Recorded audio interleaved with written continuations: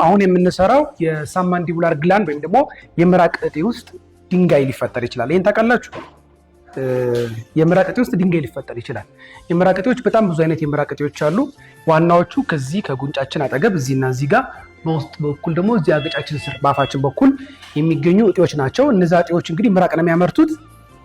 እንግዲህ ያ ምራቅ በሚመረትበት ጊዜ በጣም በተለያዩ ምክንያቶች ቢኖሩም በዋናነት ግን ሳብማንዲቡላር ግላንድ የምንለው ላይ ድንጋይ ሊፈጠር ይችላል ውስጡ ላይ ማለት ነው። ምክንያቱም ሌላ ጊዜ እሰራላችኋለሁ።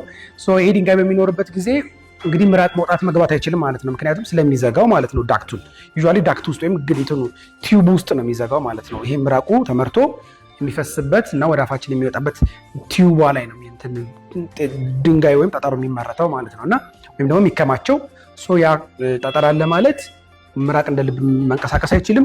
ያ ስታሲስ ይፈጥራል። ስታሲስ ማለት መርጋት ማለት ነው። ምክንያቱም ፍሎ አይኖርም ወይም ደግሞ እንቅስቃሴ አይኖርም በመዘጋቱ ምክንያቱ ማለት ነው። እና ስለዚህ ኢንፌክሽን የመፈጠር እድሉ፣ ባክቴሪያ የመግባት እድሉና ሳብማንዲቡላር ግላንድ የምንለው እጢው የማበጥና ተደጋጋሚ ኢንፌክሽን የማጋጠም እድሉ ከፍተኛ ነው። አሁን የምሰራው ሰርጀሪ እሱን ይሆናል።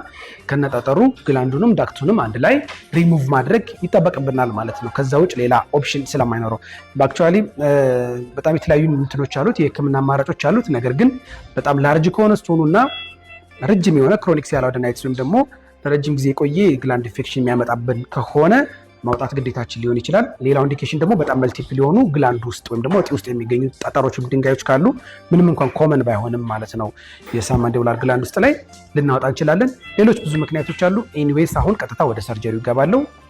አመሰግናለሁ። ዶክተር አብይ ነኝ ከኤሊት የአንገት በላይ ቀዶ ህክምና ማዕከል። ደህና ነው።